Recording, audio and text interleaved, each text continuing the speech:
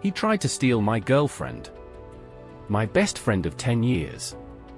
I never thought I'd be writing about this, but here I am, sitting in my apartment at 2 a.m. with my phone glowing in the dark, replaying everything that happened. This is the story of how I lost my best friend, my brother in everything but blood, and how it all spiraled into something I still don't fully understand. Backstory first. I grew up in Ohio, in one of those suburbs where everybody knows each other's business. I met my best friend, Tyler, in 2nd grade when we both got in trouble for laughing too loud during silent reading. He had this shaggy blonde hair and a grin that could talk you into anything, jumping fences, sneaking into movies, pulling pranks on our math teacher. If I was the cautious one, he was the firecracker. And somehow, it worked. By high school, we were inseparable. We did everything together: sports, weekend bonfires, late-night drives, blasting music in his beat-up Ford. My parents loved him, his parents loved me, and people at school called us the duo. We even made plans for after graduation, we'd move to the same city, maybe even share an apartment. Life felt easy, unshakable. Until it wasn't. The first crack showed up during senior year when I started dating a girl named Emily. She was funny, sarcastic, and had this way of making every room brighter. Tyler liked her at first, or at least pretended to. But little comments started slipping out: "Bro, you're ditching us again. You spend more time with her than with me. Don't let her change you, man." I brushed it off, told myself he was just adjusting. But deep down, it stung. Fast forward to college, Tyler and I actually did it. We moved into the same city, sharing a crappy 2-bedroom apartment with thin walls and a kitchen sink that leaked no matter how many times we fixed it. Emily went to a different school a couple hours away, so I was bouncing between hanging with Tyler and visiting her on weekends. That's when the fight started. One night, we were sitting in the living room, pizza box on the coffee table, Xbox controllers in hand. Tyler paused the game out of nowhere. "You've changed," he said flatly. I laughed it off. "What, because I beat you 3 times in a row?" "I'm serious," he snapped. "You're not the same guy I grew up with. Everything's about Emily now. I'm just background noise." I stared at him, stunned. "That's not true.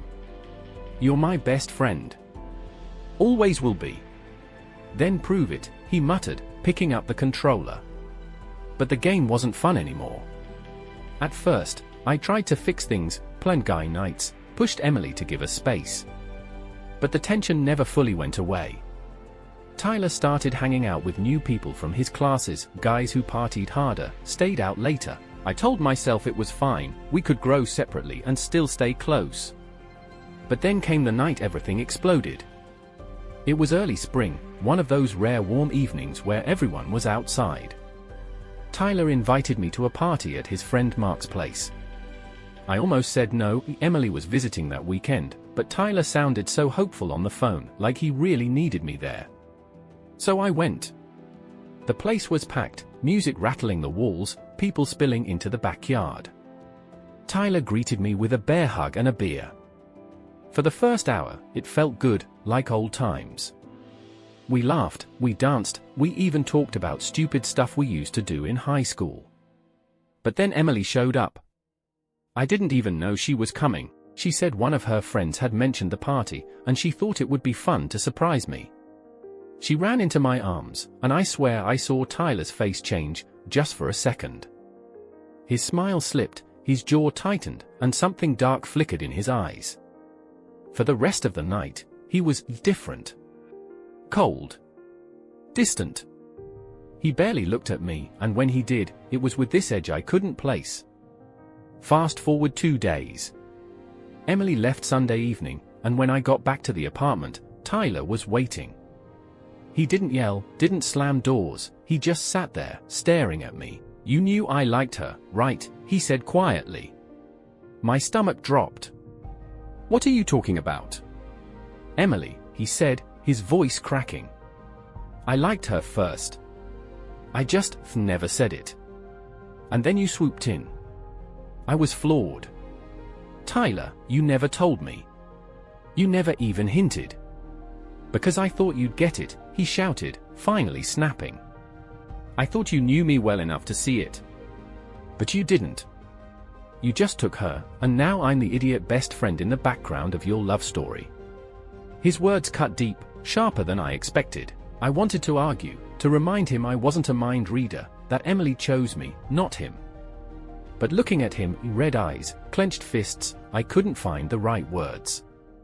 That night, he stormed out and didn't come home until morning. The weeks that followed were torture. We barely spoke. When we did, it was clipped, awkward. The air in the apartment was thick, like we were both waiting for something to crack. Emily noticed, of course. She asked me if she was the reason for the rift, and I lied, told her no. But the truth was, everything had changed. And then, one night, it got worse. Much worse. I was out late studying in the library when Emily called me, sobbing. Tyler came over, she choked out. What? Why? He said he loved me. That is, loved me all along. And then he tried to kiss me. My heart stopped. What did you do? I pushed him away. I told him I love you, not him. But he just kept saying I'd regret choosing you. I left. I'm outside your place right now, please come home. I didn't remember leaving the library. 1 second I was on the phone, the next I was sprinting down the street, adrenaline pumping so hard my vision blurred. When I got there, Emily was curled up on the front steps, shaking. I pulled her into my arms, furious and heartbroken at the same time. Tyler wasn't home. When he walked in hours later, reeking of alcohol, I lost it. How could you? I screamed. She's my girlfriend, Tyler. My girlfriend. He just stared at me, eyes glassy, and muttered, should have been mine. That was the moment I realized the boy I grew up with, the one who felt like family, was gone. After that night, everything was fractured. Emily didn't want to come over if Tyler was home. Tyler barely looked at me, and when he did, it was like staring at a stranger. I'd catch him muttering under his breath, pacing the living room at 3 a.m. slamming cabinets louder than necessary. The apartment, once our home base, felt like a battlefield. I tried to talk it out once. I sat across from him at the kitchen table, hands shaking, voice cracking. Tyler, we've been through everything together. Please, let's not throw it all away. He didn't even look at me. You already threw it away. There was no reaching him. Fast forward a month. Finals week, I was stressed, Emily was stressed, and Tyler had basically moved into Mark's apartment. Days went by without seeing him. When he did show up, it was to grab clothes, slam the door, and vanish. I almost convinced myself the storm had passed. Until one Saturday night. Emily and I were studying in my room when my phone buzzed. A text from a random number, better check your girl. She's not as loyal as you think. I froze. Showed Emily. She swore she didn't know who it was. My gut told me instantly, it was Tyler. The wording, the timing, the bitterness, it screamed his fingerprints. I called him, heart pounding. No answer. 10 minutes later, another text, she kissed someone else. Ask her. Emily was in tears, swearing up and down it wasn't true. I believed her, I really did. But the fact that Tyler was trying to wedge himself into my relationship, trying to poison it, made my blood boil. That night, I packed his things into trash bags and left them outside his room. When he came home at dawn, I met him at the door. You're done here, I said, voice low, shaking with rage. He laughed, a bitter, hollow sound. Kicking me out? Real loyal, huh? Guess Emily really did replace me. That's not what this is about, and you know it, I snapped. You crossed a line. His smile disappeared. For the first time in years, his eyes were ice cold. You'll regret this, he whispered. Then he picked up the bags and walked out. For weeks, I didn't hear from him. I threw myself into classes, into Emily, into pretending my chest didn't feel hollow. Diego, one of my classmates, became my lifeline. We'd grab late-night food, hit the gym, talk about stupid stuff to distract me. Life started to feel lighter. But the thing about broken friendships is that the silence doesn't heal you. It just gives the wound space to fester. Fast forward to summer. I went home to Ohio for a couple of weeks. My mom made her famous lasagna, my dad grilled in the backyard, and for a moment, I felt like a kid again. Until Tyler showed up. I was in my driveway washing my car when his old Ford pulled up across the street. He stepped out, looking rough, beard unshaven, eyes bloodshot. "Can we talk?" he asked, voice hoarse. Everything in me screamed no, but part of me, and maybe the nostalgic, stupid part, said yes. We walked to the park where we used to play basketball as kids. Sat on the swings like we were 12 again. For a minute, neither of us spoke. Then he sighed. "I messed up," he admitted. "I crossed lines I shouldn't have. I was jealous, man.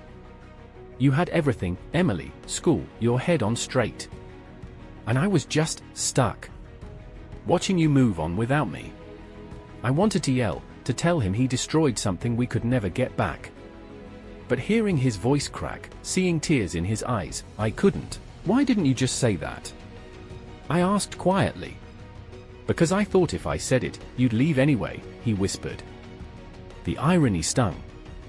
By trying to keep me, he pushed me away. We sat there until the sun dipped low.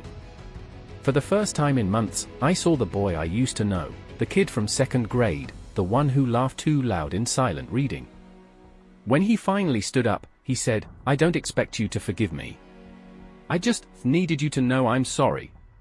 Then he walked away. Fast forward again, 2 months. Back at school, life settled into something resembling normal. Emily and I were stronger. Diego was my new anchor. Tyler? I didn't see him. Didn't hear from him. He faded into the background of my life, a ghost I wasn't ready to confront. Until one night, I got a call. It was Mark, his old party friend.